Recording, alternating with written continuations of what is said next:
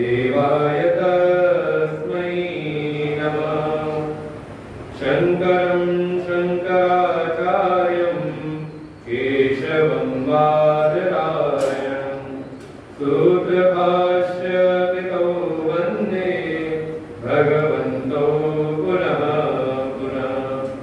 ईश्वरो गुरुरात्मेति मूर्तिभेदविभागिने व्योमवद्व्याप्तदेहाय दक्षिणामूर्तये नमः। या देवी सर्वभूतेषु श्रद्धारूपेण संस्थिता नमस्तस्यै नमस्तस्यै नमस्तस्यै नमो नमः।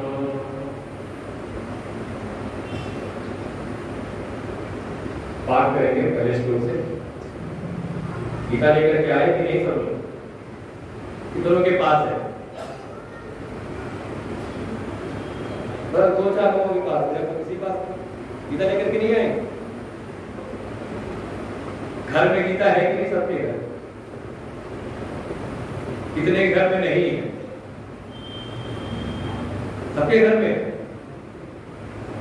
जिसके नहीं होती तो हम ला के दे देते फिर। और सबके घर में फिर कम से कम घर में गीता रामायण घर में होनी चाहिए।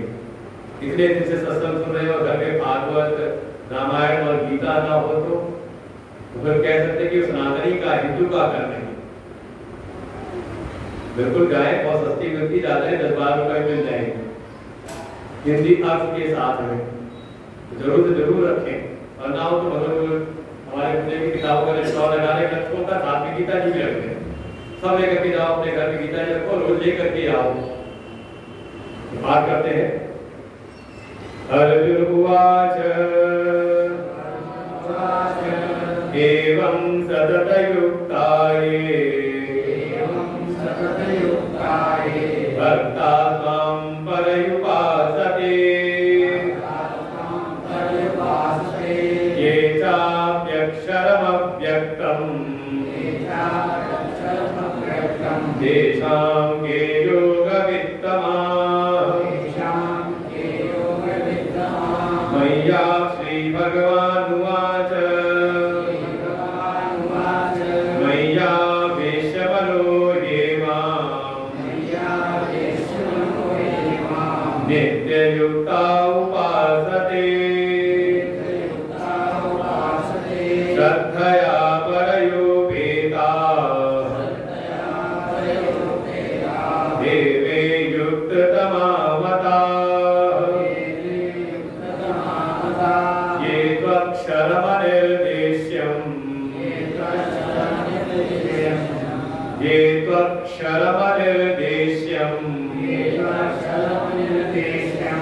अव्यक्तं पर्युपासते सर्वत्र गमचिन्त्यं च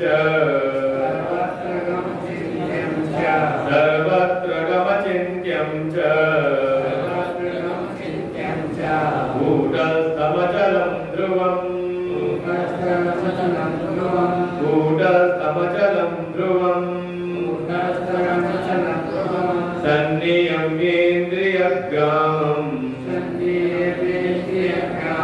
सन्नियम्येन्द्रियग्रामम् सर्वत्र समबुद्धया ये प्राप्नुवन्ति मामेव सर्वभूतहिते रताः येषोऽधिकतरस्तेषाम्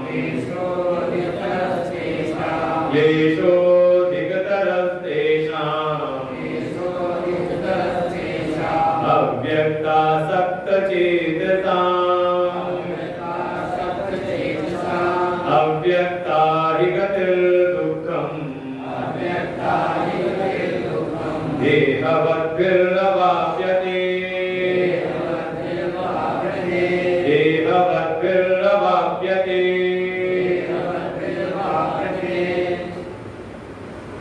श्रीमद् भगवद गीता का यह 12वां अध्याय, जिसका नाम है भक्ति योग।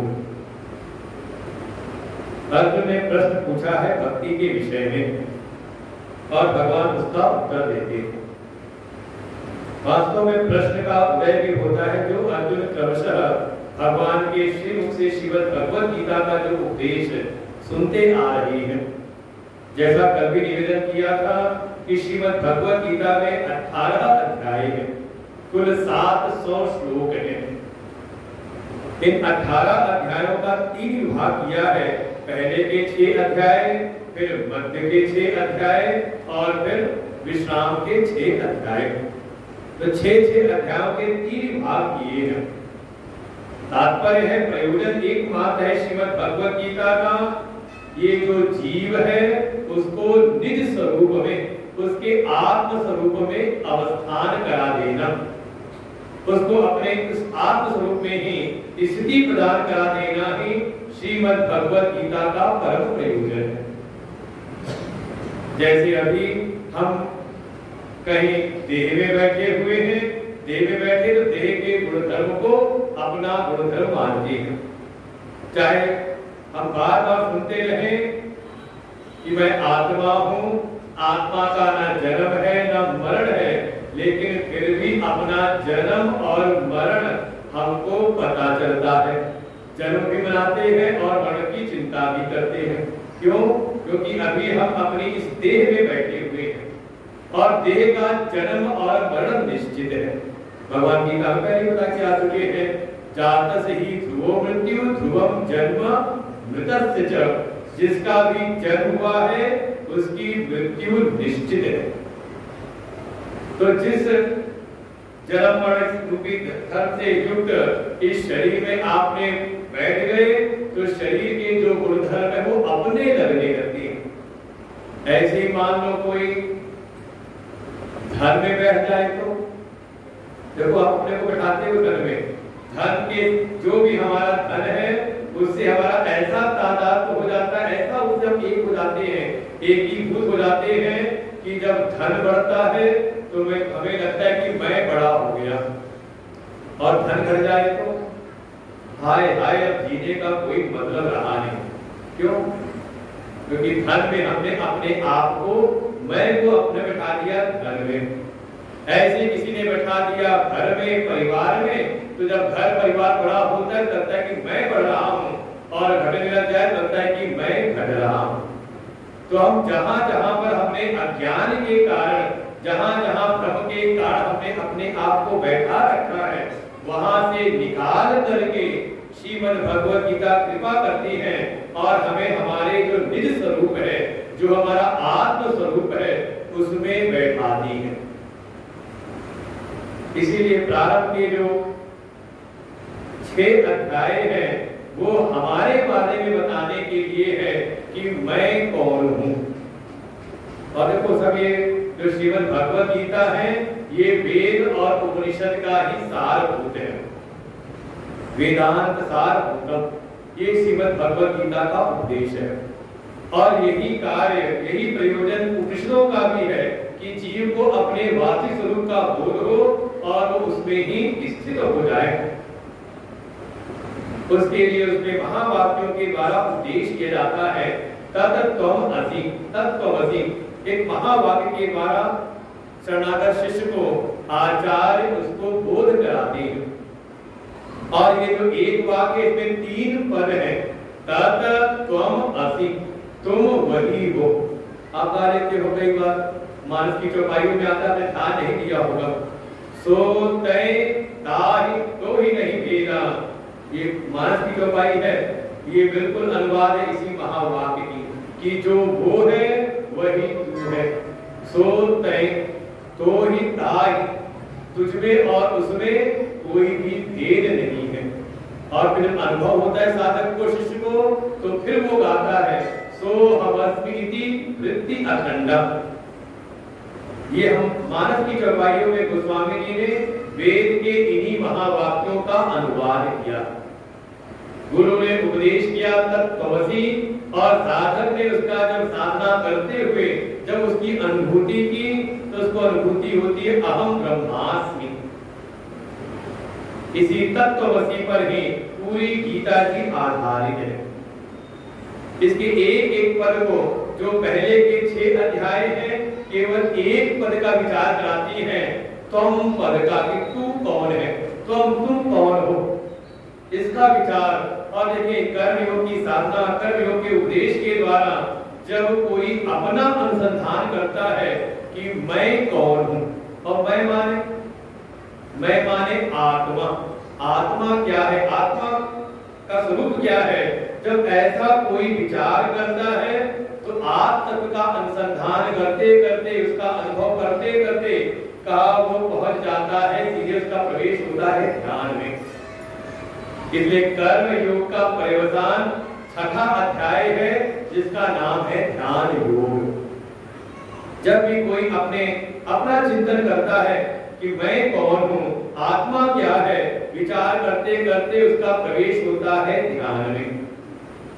और जैसे ध्यान में प्रवेश होता है, उसका मन एकाग्र हुआ, तब फिर अगला प्रकरण प्रारंभ होता है, जो 6 अध्याय है, जिसको कहा तत्पद का शोधन, तत्पद का विचार कराना। देखो 3 है उसमें, त्वम, तत् और असि। तत्, त्वम, असि। तो त्वम पद का विचार कराया पहले के 6 अध्यायों में, और जो 7वें से लेकर के 12वें अध्याय का जो प्रसंग है, उसमें तत् पद का, तत् माने कहा वो ईश्वर कौन है, ईश्वर का, परमात्मा का स्वरूप क्या है। इसीलिए 7वें अध्याय के प्रारंभ में ही पहले ही श्लोक में भगवान प्रसंग को बदल देते हैं। सीधे कहते हैं, अगर कोई इस प्रकार से साधन करे, मय्यासक्त मनः पार्थ योगम युञ्जन मदाश्रय, मुझ में अपने मन को आसक्त करे, अर्थात मन की जो प्रीति है उससे लगाए, और जीवन का जो आश्रय है वो भी मुझको ही बना ले, मदाश्रय। देखो, अभी तो प्रारंभ में जो प्राणी है, ये दुनिया भर को अपने जीवन का आश्रय बनाए रखता है। लगता है कि धन मिल जाएगा तो हमारा जीवन बढ़िया हो जाएगा। किस पर आश्रित किया जीवन को, कहा धन पर। देखो, ये मन के संस्कार है, लेकिन आते हैं आपको, और जिस धन का कुछ पता नहीं कब मिला हो कब छूट जाएगा। फिर धन मिल गया तो उसको लगता है कि धन तो हो गया, लेकिन कोई अपना तो होना चाहिए, चलो अब परिवार को बनाओ, परिवार बढ़ाओ, अपने सगे संबंधी बढ़ाओ। तो किस पर आश्रय बनाया हमने, आश्रय बना लिया जन को, परिवार को, ये सब आश्रय बना के चलते हैं हम। और लगता है कि जब कोई ना धन साथ दे, ना कोई सगा संबंधी साथ दे, तो लगता है कि मैं तो हूं ना, मेरा शरीर का बल तो है ना। तो इनको कहीं ना कहीं हम आश्रय बना करके जीवन जीते हैं। भगवान कहते हैं ये सारे जितने भी आश्रय हैं, सब ये सब के सब मायामयी है, कब मिले और कब बिछड़ जाए कुछ पता नहीं। इसलिए आश्रय बनाना है तो जो अविनाशी हो, जो नित्य हो, वैसा आश्रय बनाओ। भगवान ने कहा मद आश्रय, मेरे आश्रित हो जाओ। और ऐसे फिर अपने जीवन के जो भी कर्तव्य कर्म है, जो भी योग साधना कर रहे हो, उसमें तत्पर रहो। परिणाम भगवान कहते हैं ऐसे जीवन जियोगे तो असंशयम समग्रम यथा ज्ञास्यसि, जिस प्रकार से जैसे भी तुम मुझको समग्र रूप में जान लोगे। वही प्रसंग है पहले 6 अध्यायों में, वहां विचार कराया कि मैं कौन हूं, आत्मा क्या है। और जो अगले 6 अध्याय जिसको हम कहते हैं भक्ति योग, भक्ति योग का मूल उद्देश्य है हम परमात्मा के स्वरूप को जाने।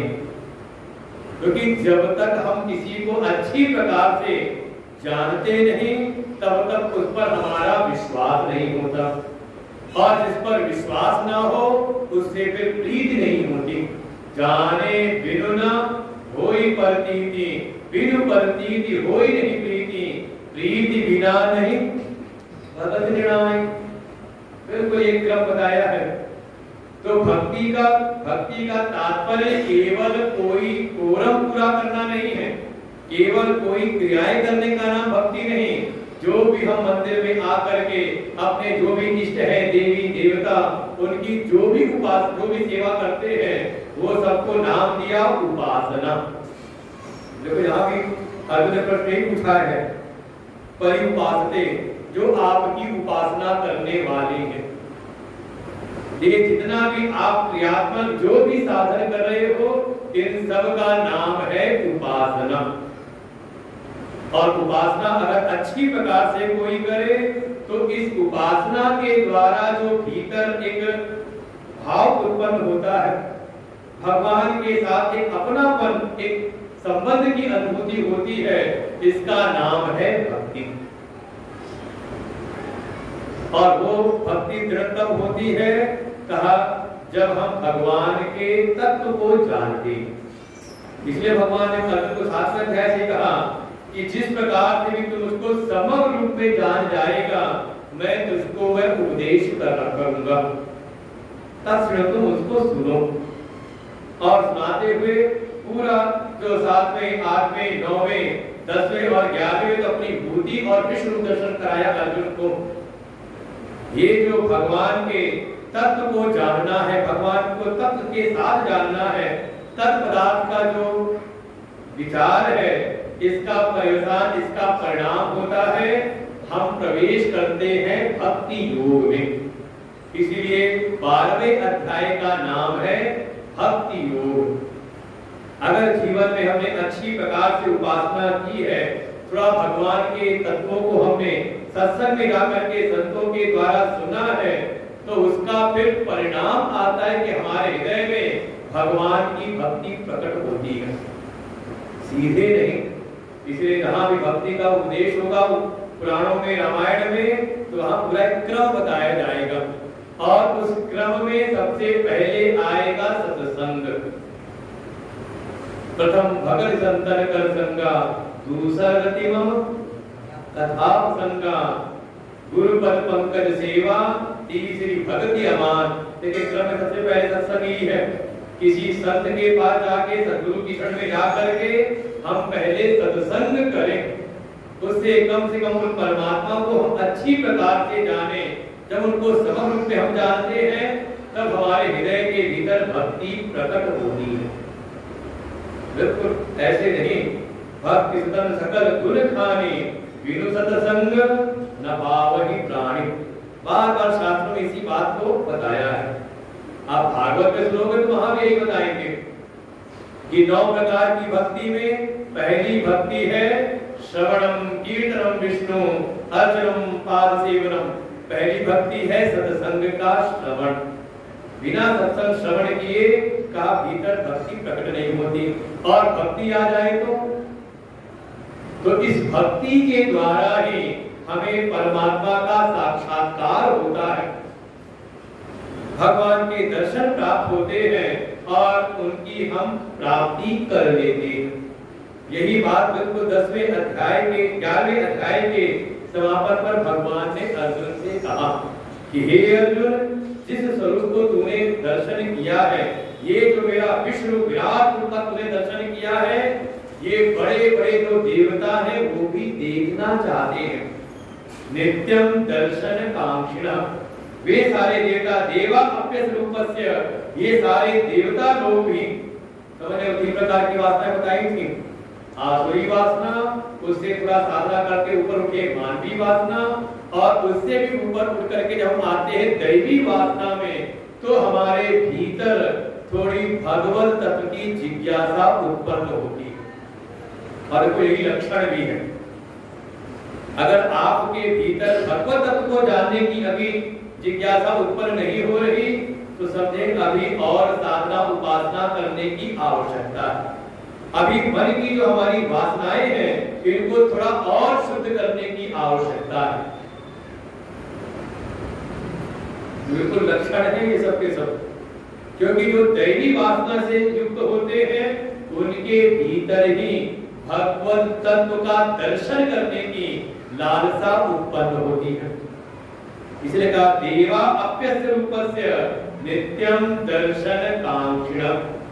वो सारे जो देवता हैं जो दैवी वासना से युक्त हैं, दैवी वासनाओं से जो संपन्न हैं, वे भी मेरे इस विश्व रूप का दर्शन करना चाहती है, लेकिन उनको भी जल्दी होता नहीं। न जितने भी साधन बताए गए, न वेदई न तथा न दाने न चेतया शक्ति एवं विदो द्रष्टुम दृष्टवान सीमाम यथा। हे अर्जुन, जिस प्रकार से तूने दर्शन किया है मेरे, ऐसे इतनी जल्दी सबको दर्शन होते नहीं। तो अर्जुन को क्यों किए? क्योंकि वास्तव में अर्जुन भगवान का भक्त है। और ये बात भगवान चौथे अध्याय में पहले ही कह आए। चौथे अध्याय में जब अर्जुन ने पूछा तो भगवान ने कहा था कि ये जो रहस्य है मैं तुझको बता रहा हूं। क्यों? क्योंकि भक्तोसी में सखा चेति रहस्यम एतत् उत्तमम। ये जो मेरे हृदय के भीतर उत्तम रहस्य है, सारे जगत का जो मूल रहस्य है, ये मैं तेरे सामने प्रकट कर रहा हूं। क्यों? क्योंकि तू मेरा मित्र ही नहीं, तू मेरा भक्त ही है। और इस बात को भगवान 11वें अध्याय के समापन पर बिल्कुल स्पष्ट रूप से कह देते हैं कि जिसको भी मेरा दर्शन करना है, जो भी मुझको जानना चाहता है, जानना ही नहीं बल्कि मेरा दर्शन साक्षात्कार करना चाहता है और साक्षात मेरी प्राप्ति करना चाहता है, उसके लिए उपाय एक ही है, भगवान की पराभक्ति। भक्त्या त्वन्या शक्य अहम एवं विधोर्जुन। हे अर्जुन, जो इस प्रकार से तूने मेरा दर्शन किया है, अगर कोई भी ऐसा दर्शन करना चाहे तो उपाय एक है, अनन्य भक्ति। अनन्य भक्ति के बल से कोई भी संसार का कोई भेद नहीं कि किस जाति का है, किस वर्ण का है, स्त्री है कि पुरुष है, जो कोई भी हो वो उसको प्राप्त कर सकता है। लेकिन उपाय है अनन्य भक्ति, अर्थात जिसके जीवन में मेरे अतिरिक्त और कोई आश्रय ना हो। ऐसा किसी का आश्रय भाव में हो जाए, न अन्य शरणम अपश्यन, जिसको मेरे अतिरिक्त कोई और शरण न दिखाई देती हो, ऐसा मुझमें पूर्ण समर्पित कोई साधक है, कोई भक्त है, तो मुझको केवल जानता ही नहीं, मुझको देखता भी है और मुझको प्राप्त भी कर लेता है। इसलिए उपाय तो यही है, मद कर्मकृत मद परमः मद भक्त। भगवान साथ बताते हैं, ये जो मेरा विश्व रूप है, जो दर्शन किया है, जो भी मेरे स्वरूप है, उनकी पहले कोई से शरीर से सेवा करे। जैसे मां भगवती विराजमान है तो कहा शरीर से इनकी हम सेवा करें, इनको ही परम जाने, सबसे श्रेष्ठ जाने। जगत जननी है, आद शक्ति है, परा अम्बा है, ऐसा भाव भीतर दृढ़ हो। कम से कम इतना समझ ले मां भगवती की क्या महिमा है। इस संसार में चाहे कोई कृष्ण भक्त हो, शिव भक्त हो, चाहे विष्णु का भक्त हो, चाहे राम भक्त हो, अगर कहीं पर भी अगर वो असमर्थ होता है तो ये नहीं कहता कि मैं विष्णु से हीन हूं, ये कभी नहीं कहता कि मैं शिव से हीन हूं। क्या कहता है? अरे मैं शक्तिहीन हो रहा हूं, है कि नहीं? मतलब बिना शक्ति के, जब तक आदि शक्ति पराअम्बा इनकी कृपा ना हो तो कोई कुछ कर नहीं सकता। अगर ऐसा दृढ़ भाव बुद्धि में हो कि मां भगवती ही परम श्रेष्ठ है, उनसे बढ़ करके जगत में कोई और है नहीं। और ये अब यहाँ पे बैठा हूं राम जी का भक्त तो हम मायूस ना हो। तात्पर्य केवल इतना है कि जो भी आपके इष्ट है, जिसकी भी आप आराधना करते हो, उपासना करते हो, अपने इष्ट को ही परम जानो। तात्पर्य केवल इतना है, मत भक्त मत परम, मेरी ही भक्ति, मुझसे ही प्रीति करने वाले हो जाओ। बस दो चीजों से बच करके, संसार में राग द्वेष करते हुए नहीं। देखो समस्या यही होती है कि हम साधना तो बहुत करते हैं, लेकिन ये जो मन के भीतर संसार के विषयों, संसार के व्यक्तियों में जो राग द्वेष बना बैठा हुआ है, उससे नहीं बच पाते। परिणाम की बड़ी से बड़ी साधना करने के बाद भी हमें वो फल नहीं प्राप्त होता जो शास्त्रों में वर्णित है। जो शास्त्रों ने बताया है वो फल हमें नहीं प्राप्त हो पाता। इसलिए भगवान संकेत कर रहे हैं संगवर्जितः और निर्वैरः। ये एक प्रकार से कह सकते हैं, जिसको भी आप अगर गीता को क्रम से अध्ययन करें, चौथे अध्याय में कह दिया था इंद्रियस्यार्थे राग द्वेषौ व्यवस्थितः। ये जो इंद्रियां हैं, इंद्रियों के विषयों में ये राग द्वेष बैठा हुआ है। और ये है क्या कहा, परिपंथिनः। ये बिल्कुल वैसे ही हैं जैसे कोई सेठ यात्रा कर रहा हो, कुछ सामान ले करके, कुछ धन इत्यादि ले करके, और रास्ते में कुछ हाथ लगा करके कुछ थक बैठे रहते हैं और मौका मिलते ही उसकी संपत्ति का हरण कर लेती है। ऐसे ही साधक की साधना के मार्ग के ये दो बड़े अंग हैं। कौन कौन से? राग और द्वेष। अच्छा, कभी देवी पुराण सुना कि देवी भागवत महापुराण कथा सुनी कि नहीं? श्रीमद् देवी भागवत महापुराण हुई कि नहीं स्थान पर? मतलब देवी भागवत पुराण सुनने के लिए मां भगवती विराजमान है। जैसे भागवत महापुराण है, ऐसे उसका वाम अंग है, वाम भाग है श्रीमद् देवी भागवत महापुराण। और जब कथा सुनोगे उसमें एक वर्णन आएगा कि दो दैत्य थे, नाम था मधु और कैटभ। ये तो कथा सुनी हो। ये मधु कैटभ प्रकट कहां से हुए थे? कहा भगवान विष्णु के कान के मैल से। और भगवान विष्णु के कान के मैल से उत्पन्न होकर के बड़े होते हैं और आकर के भगवान विष्णु से ही लड़ने लगते हैं। और लड़ते भी कैसे हैं? एक भाई आराम करता है, दूसरा लड़ता है। जब मधु लड़े तो कैटभ आराम करे, और जब मधु थक जाए, जब यहाँ एक थक जाए तो दूसरा आ जाए मैदान में। और लड़ते लड़ते 5000 वर्ष बीत गए। भगवान विष्णु तो खिन्न हो गए, कब तक इनसे लड़ता रहूंगा।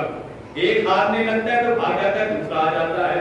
फिर जब दूसरा हाथ नहीं लगता है तो पहला वाला आ जाता है।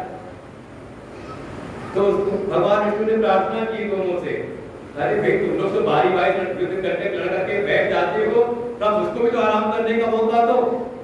दोनों ने बड़ी दाता दिखाई, ठीक है जाओ आराम कर लो।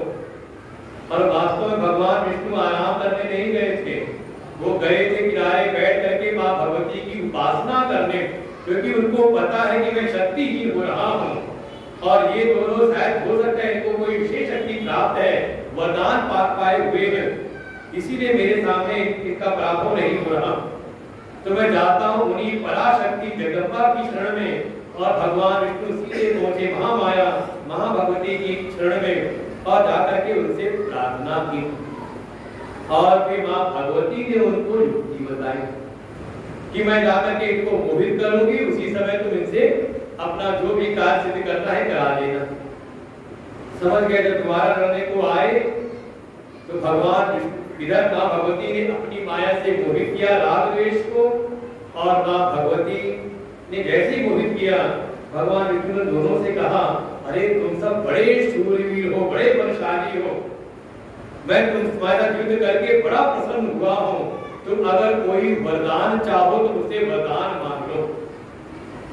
लेकिन ये माया माँ भगवती की माया से ऐसे मोहित थे, इनके भीतर का अभिमान आया, और अभिमान से चुप होकर कहते हैं, अरे तुम कौन होते हो हमें वरदान देने वाले? तुम तो अभी बस कुछ क्षण के मेहमान हो, बस थोड़ी देर में तुमको हम निपटा देंगे आराम से। बल्कि हमें बड़ी प्रसन्नता हुई है कि तुम्हारे जैसा कोई युद्ध कौशल वाला हमें मिला, कि हमें कुछ समय तक युद्ध का ये अभ्यास करने का अच्छा अवसर मिला है। अगर तुम कोई वरदान मांगना चाहो तो हमसे मांग लो। माँ भगवती की महामाया थी, मोहित करने वाली माया। जैसे ही वरदान देने को उन्होंने कहा, भगवान विष्णु ने कहा ठीक है तुम दोनों मेरे द्वारा मारे जाओ, ये बताओ कैसे मरोगे? अब दोनों पछताते हैं कि देखो हम तो लगता है कहीं ना कहीं मोहित होकर के फंसे हैं। कहा ठीक है तो हमने वरदान देने को कहा है, तो वरदान तो हम देंगे, लेकिन तुम हमें वहां ले जाकर के मारो जहां जल ना हो। और उस समय सारा केवल और केवल जल ही जल मार्ग था।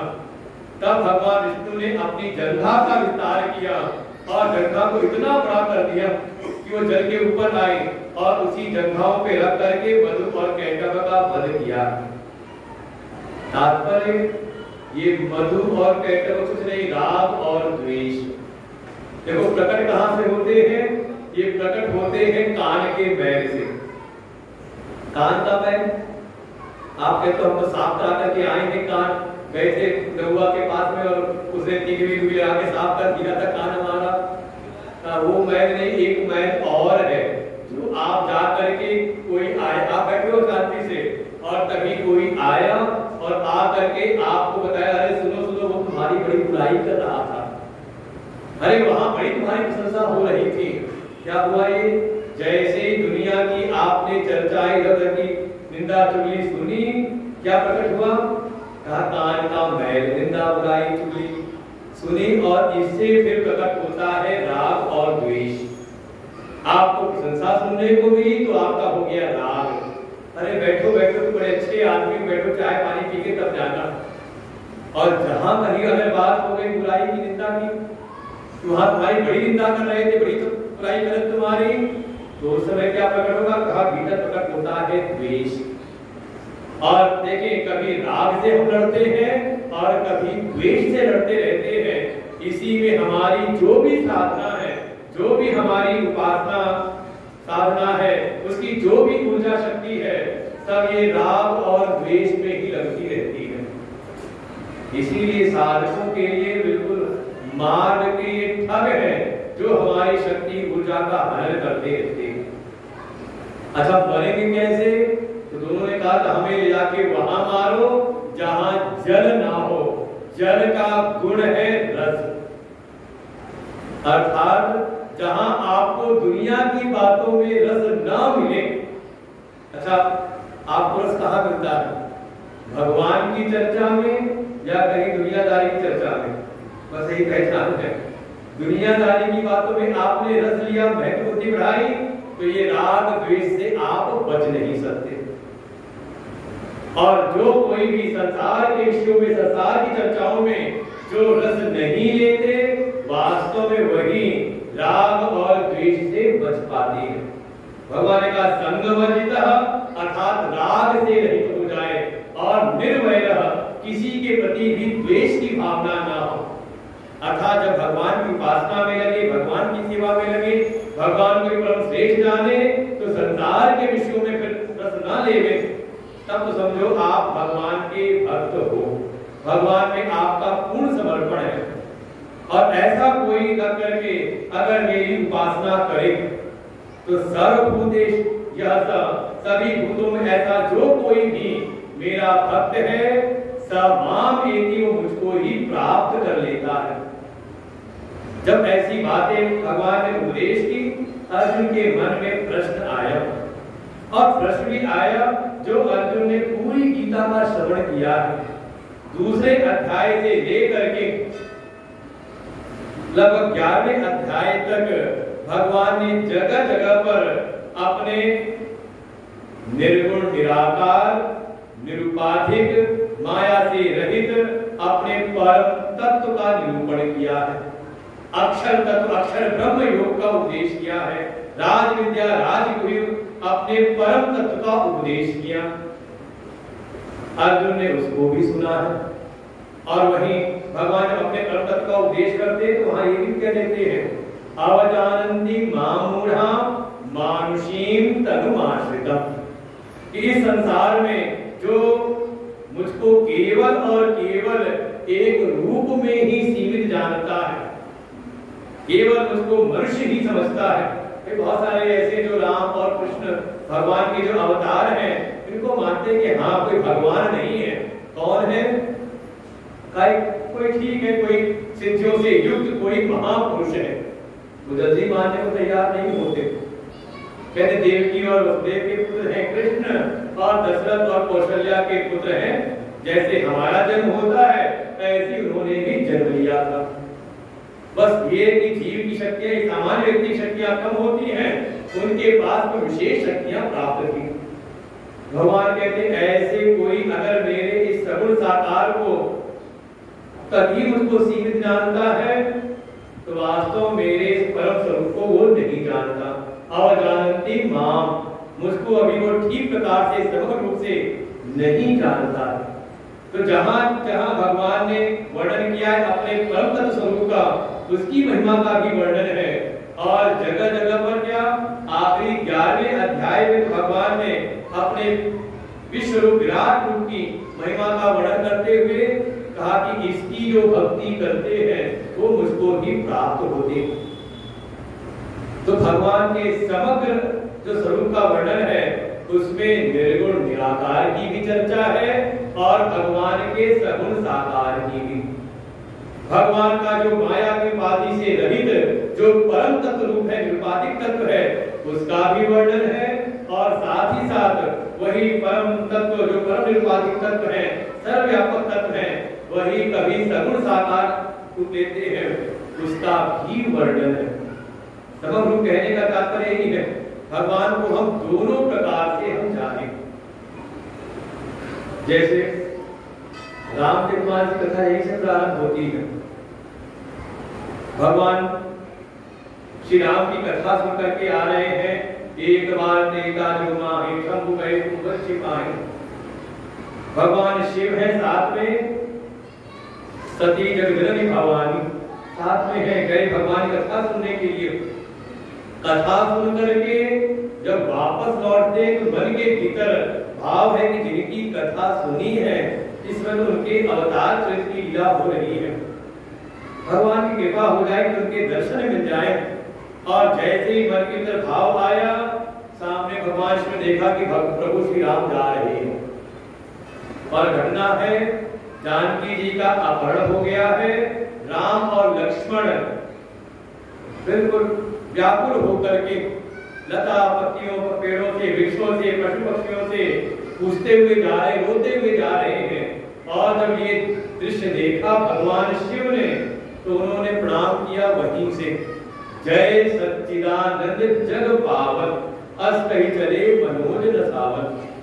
ऐसे कहते हुए प्रणाम करते हुए चले, लेकिन वही साथ बैठी सती थी, उनके भीतर उत्पन्न हो गया संदेह कि भगवान शिव ने कहा इनको प्रणाम किया, एक सामान्य से राजकुमार को प्रणाम कर रहे हैं, वो भी सच्चिदानंद कह करके। अगर ये सच्चिदानंद है तो ये फिर रूप क्यों रहे हैं?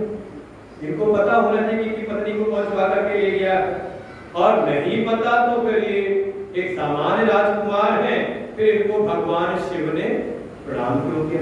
तो दो बात आ गई। अगर ये पक्का हो जाए कि ये सामान्य से मनुष्य है तो कोई समस्या नहीं, लेकिन समस्या यही पर शुरू होती है कि एक तरफ तो मन कहता है कि ये एक सामान्य से राजकुमार है, राजपुत्र है, लेकिन दूसरा मन कहता है शंभु गिरा पुनि वृषा न होई। भगवान शिव कह रहे हैं तो वो तो झूठा हो नहीं सकता। तो दो प्रकार की बात मन के भीतर आई, इसी का नाम है संशय। देखो यही मन के भीतर का संशय है कि किसी को तो दिखाई दिए सच्चिदानंद और किसी ने केवल सगुण रूप देखा, सुपाधिक रूप देखा, वास्तव में सगुण रूप में। और ऐसे ही अगर विचार करें तो अपने लिए भी आप विचार कर सकते हो। बार बार शास्त्रों की बातों को आप सुनते हो, सत्संग में गुरु से आपने सुना, गुरु भगवान से आप सुनते हैं कि मैं सच्चिदानंद हूँ, मैं आत्मा हूँ, सुनते हैं आत्मिक बात, लेकिन लगता क्या है जीवन में? क्या अनुभव आता है कि मैं तो जन्मने और मरने वाला हूँ, है कि ये संशय अपने लिए भी है कि वास्तव मेरा स्वरूप क्या है। अर्जुन ने पूछा है पूरे प्रसंग को सुनते हुए कि कहीं कहीं पर भगवान के निर्गुण निराकार निरुपाधिक तत्व का वर्णन किया गया है। कुछ ऐसे हैं जो भगवान के निर्गुण निराकार की उपासना में लगे हुए हैं, और कुछ ऐसे हैं जो भगवान के सगुण साकार की उपासना में लगे हुए हैं।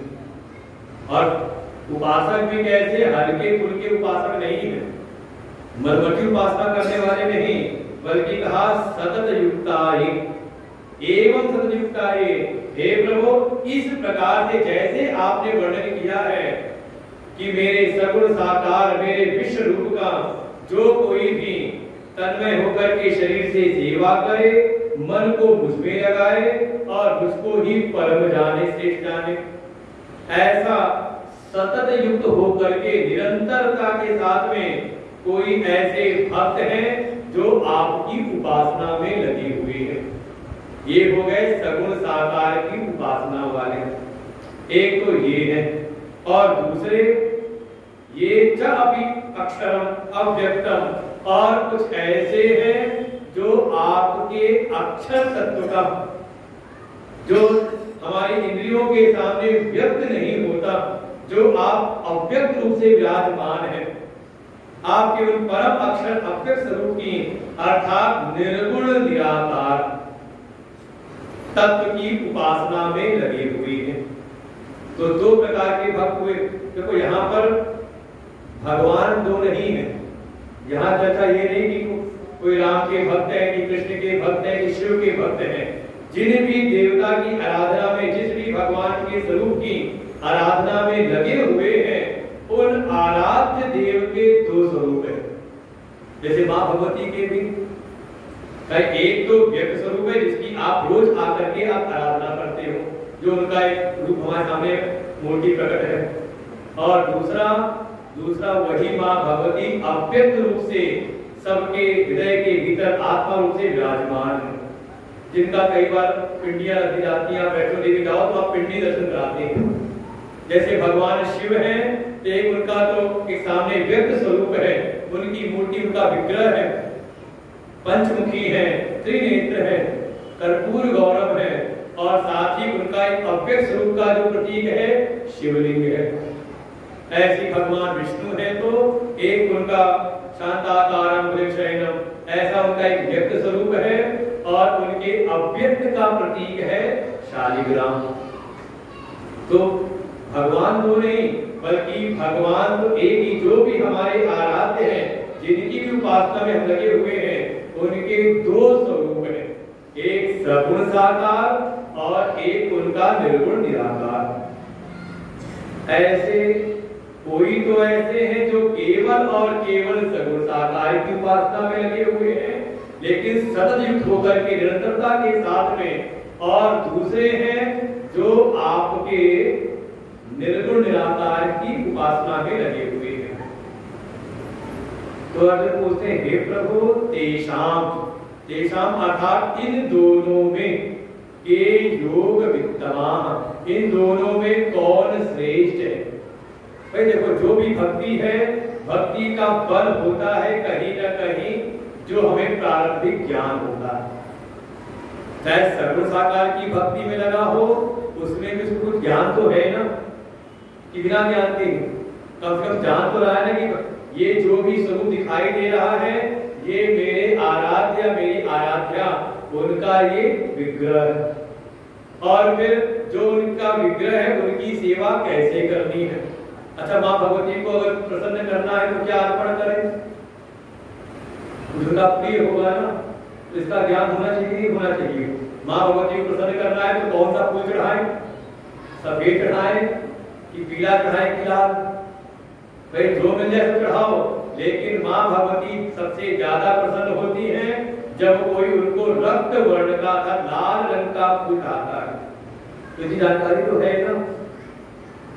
ऐसे ही थोड़ा ज्ञान तो होना ही चाहिए, अर्थात उसको जो भी साधन है, साधन का ज्ञान, साधनों को जान करके कोई तो लगा हुआ है सगुण साकार की उपासना में, और कोई लगा हुआ है साधनों को जान करके निर्गुण की उपासना में।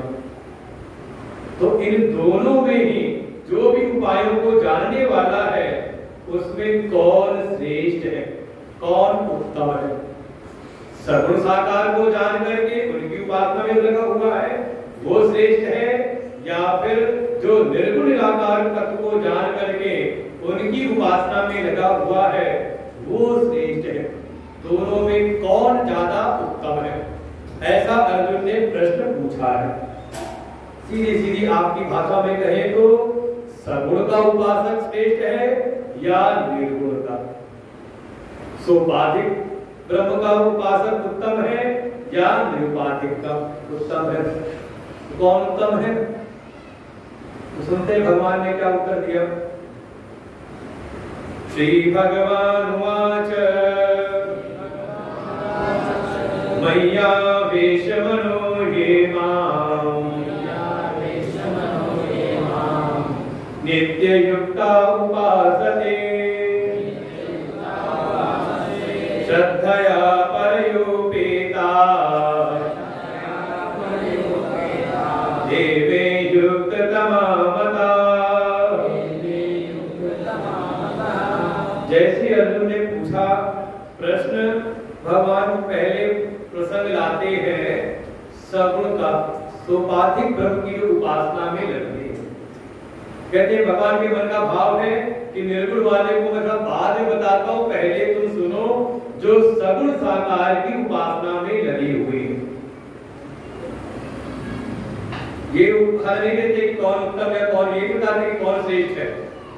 भगवान पहले कहते पहले ये जानो जो सगुण साकार की उपासना में लगे हुए हैं तो उसमें कैसे लगना चाहिए। तो भगवान ने कहा अगर सगुण साकार की उपासना कोई कर रहा है तो अगर 3 शर्तों को पूरा करते हुए अगर उपासना कर रहा है तब उसकी कोई बात की जाए। कौन कौन सी 3 शर्तें? तो 3 बातें कही हैं। पहले कहा ये माने जो मनोमयी आवेश। पहली बात तो ये है कि जो सगुण की उपासना में लगा हुआ है अपने मन को पूरी तरह से मुझ में ही लगा करके रखे। फिर साथ ही नित्य युक्ता, जो मन को लगाए तो नित्य रूप से लगाए। समय देख करके नहीं कि नवरात्रि का दिन है तो अब चलो भैया की कुछ सेवा करनी है, और नवरात्रि पूरी हुई तो वो कुछ ऐसे भगत भी होते हैं, कहते हैं 9 दिन तो हमारे यहाँ सब बंद रहता है। क्या बंद रहता है? कुछ भी जो होता है उल्टा पुल्टा समझ रहे होंगे।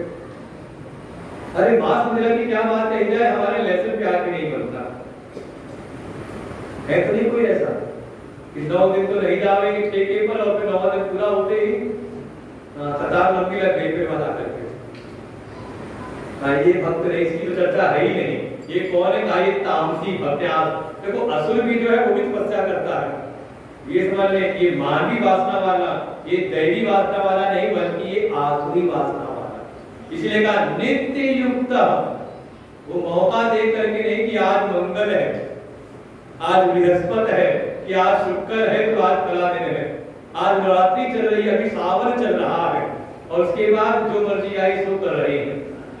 इनकी गणना भक्तों में नहीं, उपासकों में नहीं, ये साधक नहीं, ये तो समझ लो अपनी मनोरथी जीवन जी रहे हैं। तो एक शर्त कही नित्य युक्त, जो भी साधना कर रहे हैं वो नित्य कर रहे, निरंतरता के साथ करते हैं, मौका देख करके नहीं, और ऐसे अपने मन को मुझ में ही लगाए रहते हैं। उनकी अगर प्रीति है, मन का अगर अपनापन है तो मुझसे है और मेरे नाते से बाकी सबसे। जाके प्रिय न राम में देही तजिए ताहि कोटि बैरी सम जब परम सनेह।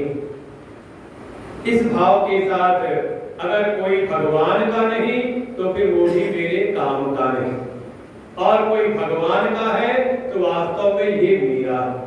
अगर नाता भी कहीं मन कहीं अगर जुड़ भी रहा है तो भगवान के नाते से, भगवान के संबंध से। ऐसा कोई भक्त है। और तीसरा कहा श्रद्धया परया, परा श्रद्धा के साथ युक्त होकर के उपासते, कोई मेरी उपासना करता है, सगुण साकार की उपासना करता है तो ते में युक्त तमाम मता, वो वास्तव मुझसे युक्त तम हो जाता है, मुझसे जुड़ जाता है। और जुड़ने वालों जो सबसे उत्तम होते हैं उस प्रकार से मुझसे जुड़ता है, ऐसा भगवान ने कहा। तो 3 शर्तों के साथ नित्य युक्त, मयि आवेश मन, नित्य करे साधना और मन को मुझ में ही लगा के रखे, और साथ ही साथ श्रद्धा भी प्रबल हो। श्रद्धा मान कई बार एक सामान उसे कह देते कि हाँ नवरात्रि में भगवान से पता है अरे नवरात्रि में हमारे दुर्गा मंदिर में लाखों श्रद्धालुओं की भीड़ उमड़ पड़ी। ये सब लिखते हैं अखबार में। श्रद्धा माने तो श्रद्धा, जैसे 3 शर्तें कही ना, तो श्रद्धा में भी 3 बातें साथ जोड़ने का समझे कि हाँ हमारी श्रद्धा है कि नहीं। श्रद्धा में पहली शर्त है विश्वास दृढ़ है कि नहीं। कई बार होता है कोई सामान लेने जाओ दुकान पर, लेने गए थे कुछ और दुकान वाला कहता है चिंता क्यों करते हो, ले जाओ, मैं हूं ना, कुछ गड़बड़ होगा तो बदल दूंगा। क्या करते हैं? कहा भाई ठीक है तुम्हारे विश्वास पर ले जा रहा हूं। करते कि नहीं करते? किसी को उधार देना हो तो कुछ गारंटी लेते कि नहीं, किसी गारंटर होते कि नहीं बीच में गवाही, तुम्हारे विश्वास पे इसको मैं छोड़ रहा हूं तो दे रहा हूं। करते हैं विश्वास। क्या भगवान पर विश्वास है कि हाँ हमारी रक्षा करने वाले केवल प्रभु हैं, भगवान है, ऐसा दृढ़ विश्वास हो, पहली शर्त है। बिनु प्रीति हो ही नहीं प्रीति। जब तक दृढ़ विश्वास नहीं तब तक भगवान से कहते वो प्रेम हो ही नहीं सकता। भगवान के साथ में प्रेम तो आप अपनापन तो आपका उससे होगा जिस पर आपका दृढ़ विश्वास हो कि ये हमारे जीवन के आश्रय है। ये तो संभव ही नहीं। तो पहला कहा, पहली शर्त कही दृढ़ विश्वास हो। अरे विश्वास बनेगा तो जब जीवन में थोड़ा आप रिस्क लो, खतरा मोल लो, भगवान के भरोसे चलो, तब मिलेगा, तब होगा ये विश्वास दृढ़। इसी के लिए साधन है तीर्थ यात्रा।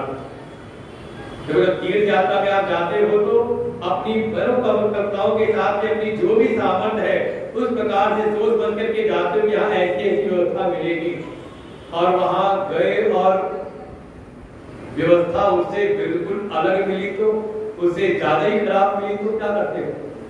तो कहीं ना कहीं भगवान का भरोसा करके आप जाके अपनी यात्रा पूरी करते हो कि नहीं करते? ये तो चलो हमने चले क्या को बोल रहे परिक्रमा पे अच्छे को देखा है मैंने, सब रोने लगे, रो पड़ते हैं सब। थोड़ी दूर शुरू में जोश रहता है, शुरुआत करते हैं परिक्रमा की, ज्यादा नहीं 21 किलोमीटर है 7 कोस की, लेकिन जहां आधी परिक्रमा पूरी हुई उसके बाद फिर दिखाई देता है व्यक्ति का दम निकलता है तो केवल 10-12 किलोमीटर में ही, लेकिन उसी में जब का भगवान पर विश्वास है, अरे प्रभु पूरी करेंगे, भगवान साथ है, भगवान हिम्मत देंगे, तो देखिए उसी भगवान के विश्वास पर धीरे धीरे चाहे रेंगते रेंगते क्यों ना हो परिक्रमा पूरी करी लेती है। इसीलिए तीर्थ यात्रा जरूर करनी चाहिए, समय पर तीर्थ यात्रा जरूर करें, इससे हमारा विश्वास भगवान पर दृढ़ होता है। दूसरा कहा, दूसरी शर्त है श्रद्धा में, जिस पर श्रद्धा है, जिस पर विश्वास है, थोड़ा उससे उसके प्रति आदर की भावना भी हो, थोड़ा उससे डर भी हो। भगवान से डरना चाहिए कि नहीं? ऐसे गुरु पर विश्वास है तो फिर डरना चाहिए कि नहीं? कुछ ऐसे होते हैं हमें तो किसी से डर नहीं लगता, भगवान से क्या डरना है, फिर गुरु से क्या डरना है। और क्या पता गली के बाहर जा रहे हो तो कहते भैया कोई साथ चल दो हमारे, कहा क्यों? तो वो कुत्ता भौंक रहा है।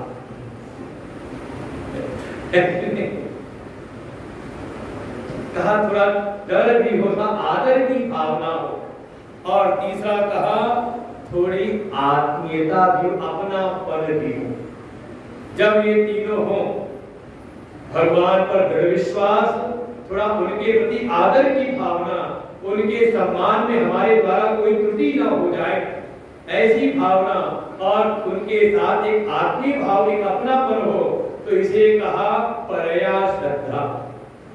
देखो श्रद्धा तो आप सब में है, ऐसा नहीं श्रद्धा नहीं है। श्रद्धा ना हो तो सत्संग में क्यों आते थे लोग? श्रद्धा तो है, लेकिन एक निश्चित एक मात्रा जब हो जाती श्रद्धा की, तब आप सिद्ध होते सर्वत्र उपासना में। जैसे मान लो आप कोई सामान लेने गए दुकान पर, जेब में 15-20 हजार रुपए लेकर के गए और गए सुनार के पास, जो सामान पसंद आया तो सुनार से पूछा, भैया ये बताओ ये कितने का मिलेगा? उसने कहा इसके लगेंगे 25,000 रुपए। जेब में कितने रखे हैं? 20,000। और सामने वाले ने बताया 25,000 लगेंगे। तो क्या कहते हो? भैया अभी हमारे पास पैसे नहीं है, जब हो जाएंगे तो हम ले जाएंगे। ये कहते कि अच्छा, हम पूछेगा पैसे नहीं है? नहीं, पैसे तो हैं लेकिन जितने चाहिए उतने नहीं है। ऐसे ही श्रद्धा तो है लेकिन जितनी मात्रा चाहिए जब उतनी आ जाएगी तो आप हो जाओगे परया श्रद्धा, परा श्रद्धा से आप हो जाओगे। और भगवान कहते हैं ऐसा कोई हो जाए तो अपनी नित्य की उपासना, अपने मन को मुझ में निरुद्ध लगाते हुए इस परम श्रद्धा के द्वारा का मुझसे वो युक्ततम हो जाता है, मुझसे जुड़ जाता है। तो पूछा वो जो दूसरे वाले हैं, ये तो सगुण वाले हैं, अगर ऐसे ऐसे अगर साधना में लगे हुए हैं तो प्रभु वो तो आपसे जुड़ जाते हैं। तो जो दूसरे वाले हैं, जो अव्यक्त वाले, उनके बारे में क्या विचार है? क्या वो आपसे नहीं जुड़ते? भगवान कहते उसको बताता हूँ, लेकिन श्रद्धा को समझे। संतों में ऐसी कहानी कथा सुनाई। श्रद्धा वास्तव में आप किसकी शरण में हो, क्या कर रहे हो, वो ना महत्वपूर्ण नहीं, आपके भीतर श्रद्धा का बल कितना। परया श्रद्धा। संतों ने कथा सुनाई कि कोई एक भगत चलते चलते अपने गांव से मन में भगवान की प्राप्ति की प्रबल इच्छा थी। चलते चलते आ गया अयोध्या में, राम जी का परम भक्त है, आ गया सरयू जी के तट पर।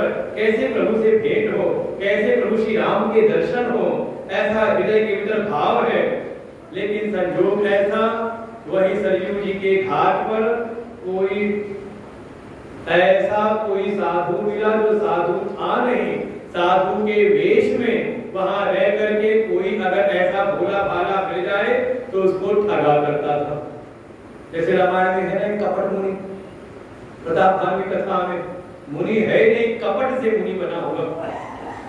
ऐसे ही एक ठग के चंगुल में फंस गया और वो जो साधु वेश में बैठा था उसने भी देखा, अरे बड़ा भोला भाला सा ये भगत है, लेकिन देखा क्या है, बड़ा संपन्न, हाथ में अंगूठियां देखी, घड़ी भी बड़ी महंगी पहना हुआ है, कपड़े भी बड़े अच्छे हैं, इसके झोले में भी अच्छा सामान होगा।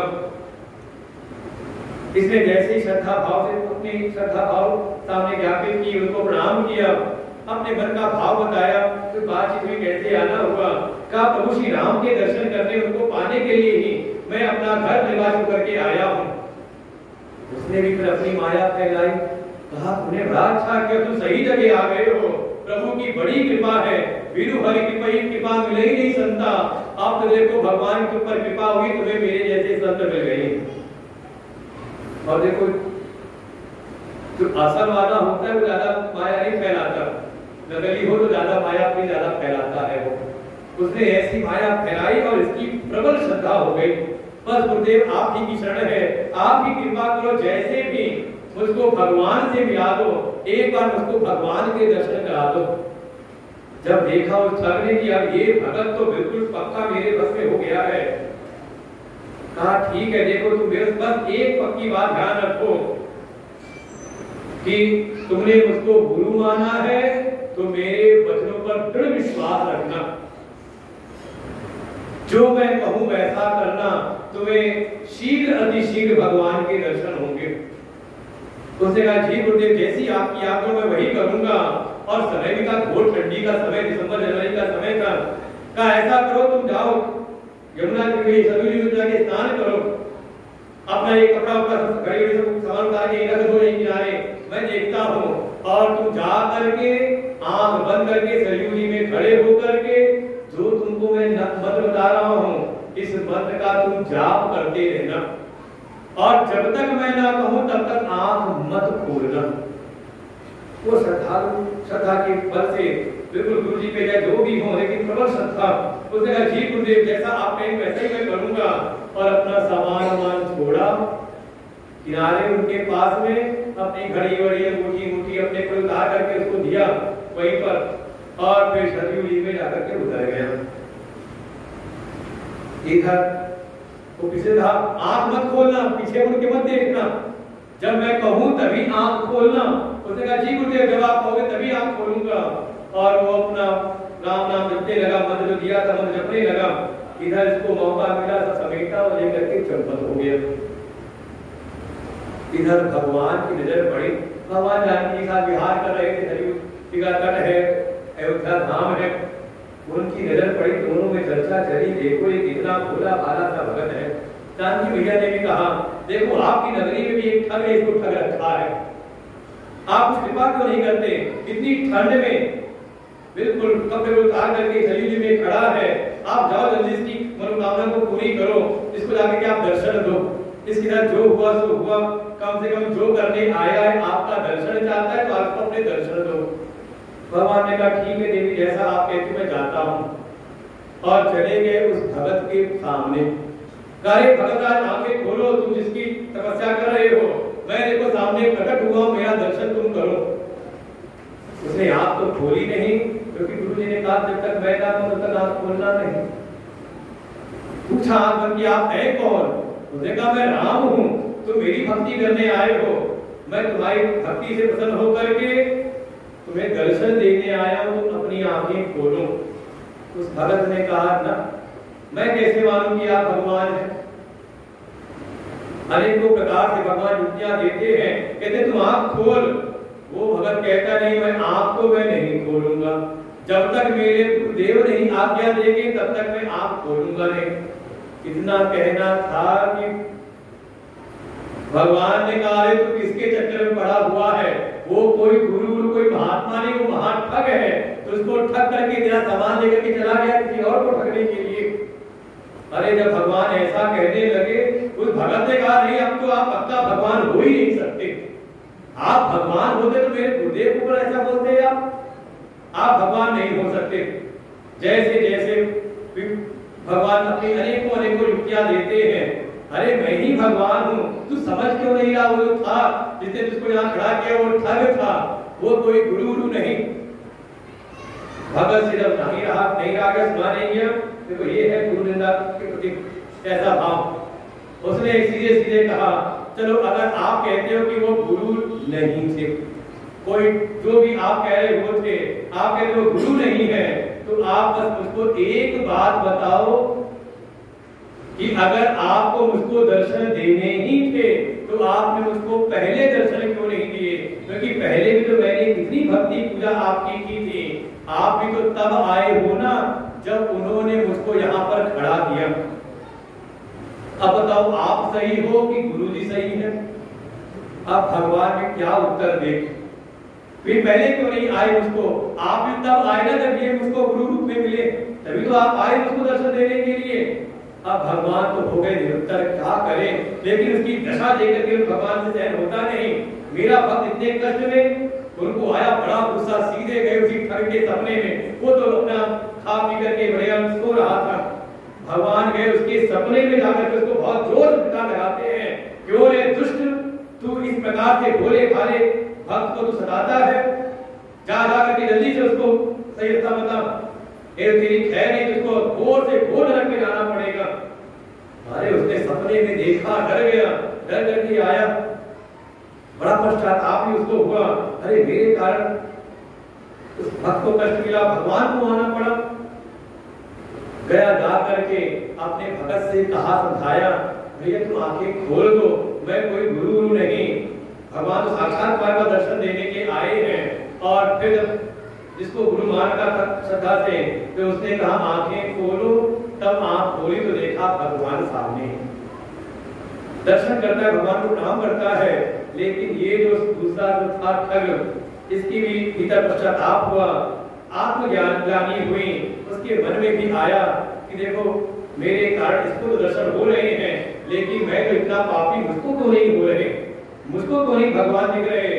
उसने उस भगत से कहा भैया तुम कृपा करो कि मुझको भी भगवान के दर्शन हो जाए, भगवान से प्रार्थना करो। उस भगत ने भगवान से प्रार्थना की, प्रभु आप जैसे मुझको दिख रहे हैं ऐसे मेरे गुरुदेव के सामने भी आप प्रकट हो जाइए। भगवान को आया बड़ा कहा वो तो इतना पापी है कि सपने में भी मेरे दर्शन के योग नहीं है, लेकिन अगर तुम कहते हो तो जाओ, तुम उसके पास खड़े हो जाओ, उसको अपने स्पर्श में अपने साथ खड़ा कर लो, तो तुम्हारे उस स्पर्श के प्रभाव से उसको भी मेरे दर्शन हो जाएंगे। तात्पर्य केवल ये है कि ऐसी श्रद्धा हो। और आपको कथा सुननी हो तो माँ भगवती पार्वती जी का एक प्रसंग है।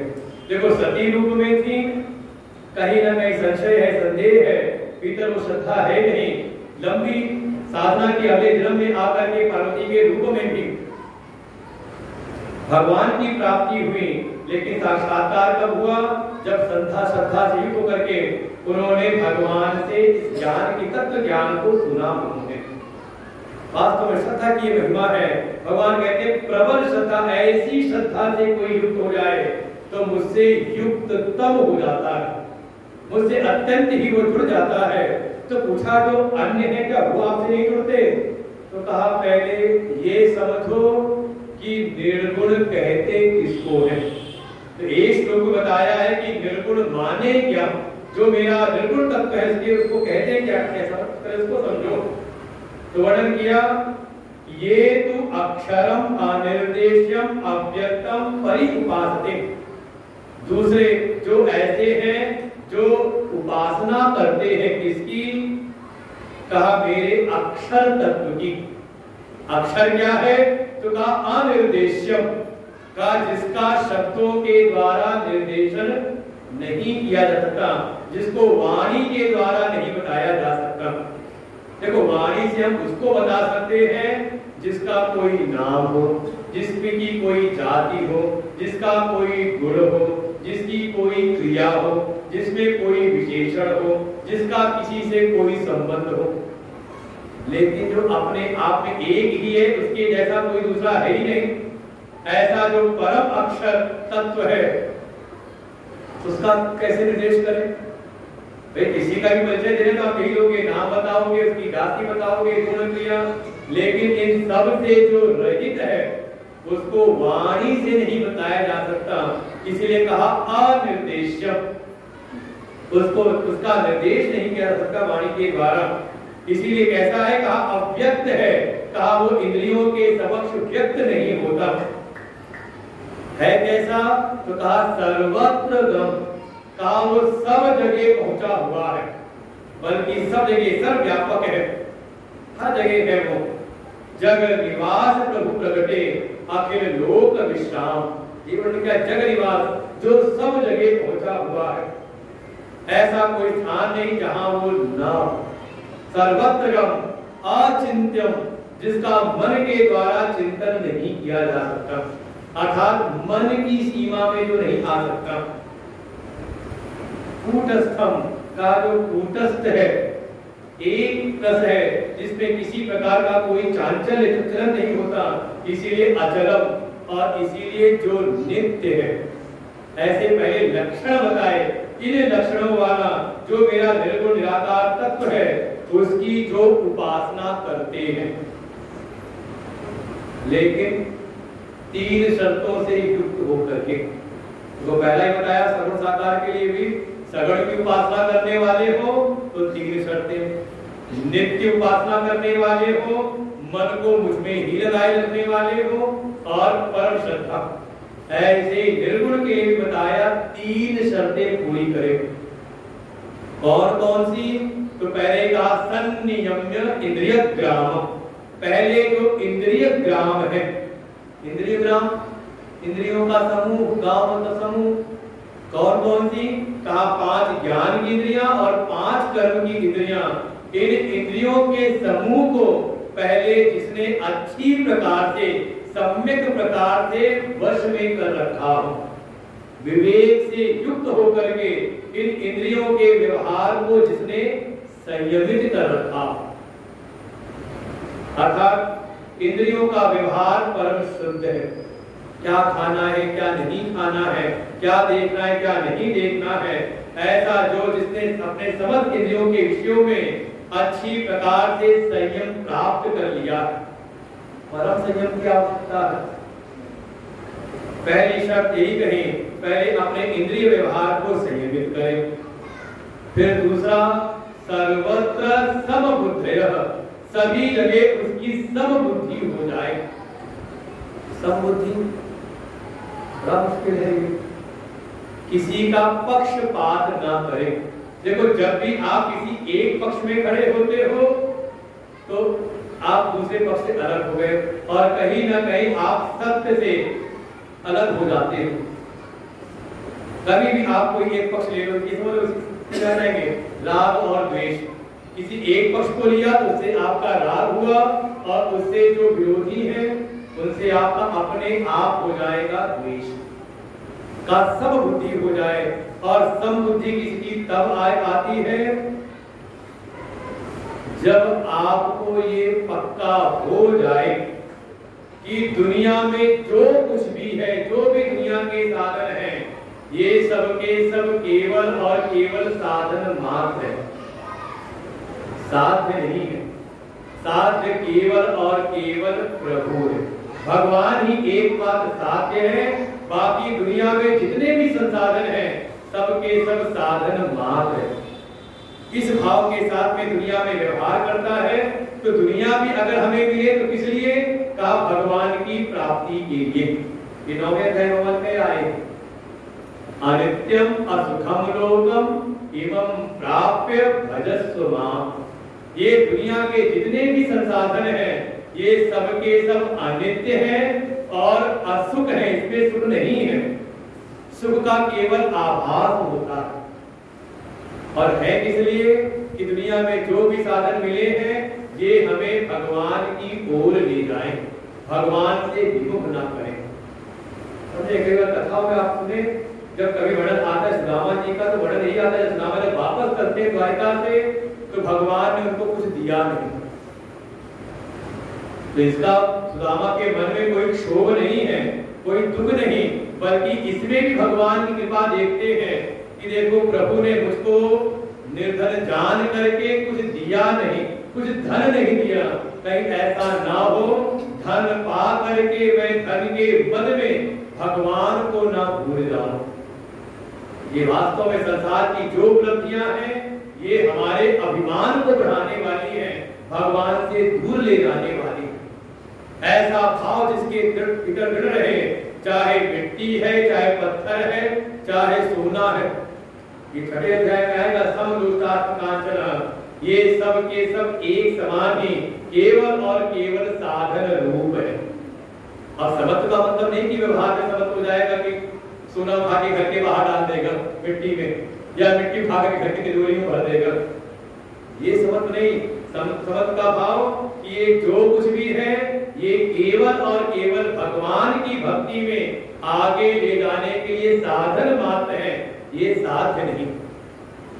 ऐसी जिसकी सर्वत्र समबुद्धि हो चुकी हो, वस्तुओं में भी साथ ही व्यक्तियों में भी, चाहे कोई सुहृद है, कोई मित्र है, कोई शत्रु है, कोई अपना बंधु है, कोई अलग है, कोई पापी है, कोई पुण्यात्मा है, सब में उसकी सबक भावना रहती है।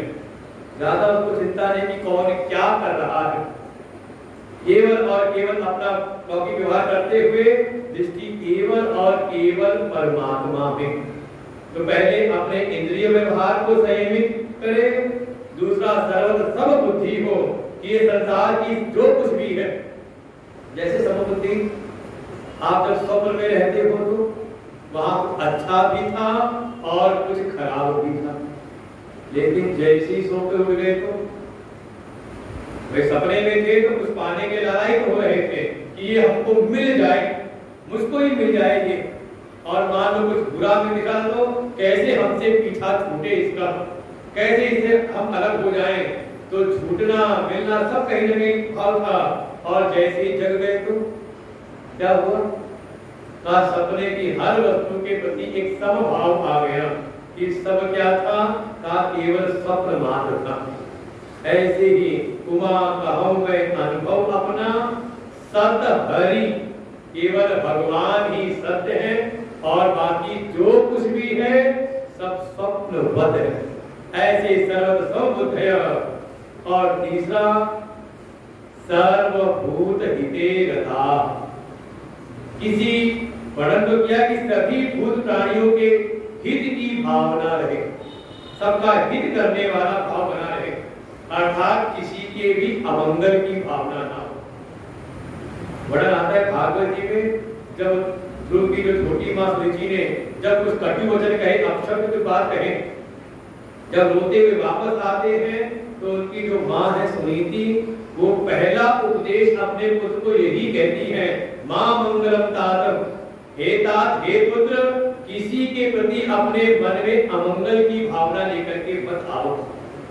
ये सब प्रारब्ध के अधीन है, ये प्रारब्ध के अनुसार ही तेरा उनका सम्मान नहीं, जहां पर हम दोनों का ही सम्मान नहीं है, इसके लिए किसी और को जगत में हम दोष ना दें, अर्थात किसी के प्रति भी अहित की भावना ना आए।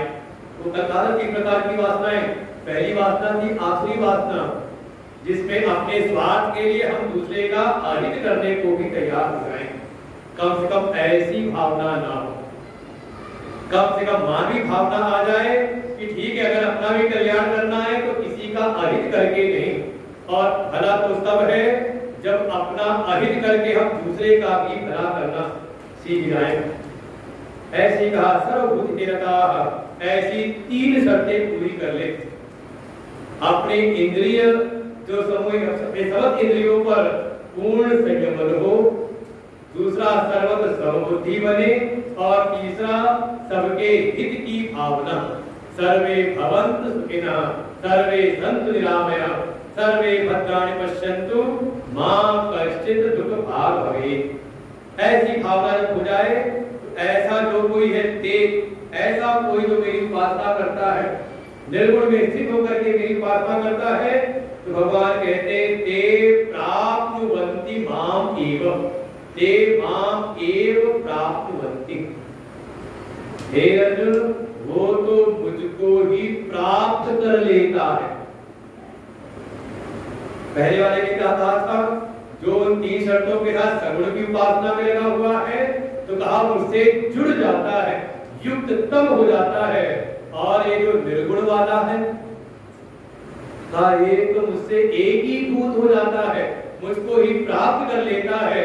जानत तुम्हें क्या है आगे, जानत तुम्हें हो ही जाए, कहा वो तो मुझसे एक ही भूत हो जाता है, मुझसे फिर अलग कहां रहता है। वास्तव में ये निर्गुण निराकार के जो भक्त हैं, तो प्रश्न तो पूछा था कौन अच्छे हैं, कौन उत्तम है, बताओ कौन से उत्तम है। भगवान कहते यहाँ पर उत्तम और कनिष्ठ की बात नहीं, कौन अच्छा है, कौन बड़ा, कौन छोटा, उसकी बात नहीं है। क्योंकि कई बार ऐसा होता है कि जो प्रश्न पूछने वाला है वो अज्ञान में है, नासमझ में है ना, तभी तो मन में प्रश्न आया तो पूछ रहा है। तो हो सकता है प्रश्न पूछने वाले ने नासमझी से पूछा हो, लेकिन जो समझदार, जो ज्ञानी है, वो उत्तर में प्रश्न का भी संशोधन कर देते हैं कि अगर कुछ गलत पूछी हो तो उसको भी सही कर दें। वास्तव में दोनों में कोई ये भाव नहीं कि कौन अच्छा है और कौन खराब है। भगवान कहते हैं अगर सगुण साकार की भक्ति कर रहा है, लेकिन वो तीन शर्तों के साथ में परम श्रद्धा के साथ शर्तें पूरी करते हुए, तो मुझसे युक्ततम हो जाता है, मुझसे जुड़ जाता है। और कोई अगर निर्गुण की उपासना में है, लेकिन वो तीनों शर्तों के साथ में, तो वो तो मुझको ही प्राप्त हो जाता है। इसमें छोटे बड़े की बात नहीं है। इसको सरल शब्दों में कहें तो हमारे भारत में प्रश्न आता है, ज्ञान ही भक्त ही अंतर केता, उत्तरकांड में, कि एक ज्ञानी है और एक भक्त है, दोनों में अंतर क्या है। और उपदेश क्या दिया वहां पर, ज्ञान ही भक्त ही नहीं कछु भेद, दोनों में कोई भेद नहीं है। ये जो यहाँ सगुण साकार वाला उपासक कहा, वही है समझ लो भक्त, उसको कहा वहां पर भक्त। और जो कहा निर्गुण निराकार का उपासक है, उसी को कहा ज्ञानी। दोनों में कौन बड़ा है। तो ऐसे ही कुछ भगत लोग गए अपने गुरु जी के पास में, आपस में हुआ, कुछ ज्ञान वाले थे, कुछ भक्ति वाले थे। दोनों में आपस में विवाद हुआ कि भक्ति बड़ी कि ज्ञान बड़ा। क्या बड़ा है? कौन बड़ा है? जब कोई मत हुआ नहीं, पक्का हुआ नहीं, दोनों लोग पक्ष पहुंचे गुरुजी के पास में। गुरुजी आप ही बताइए कि भक्ति बड़ी या ज्ञानी?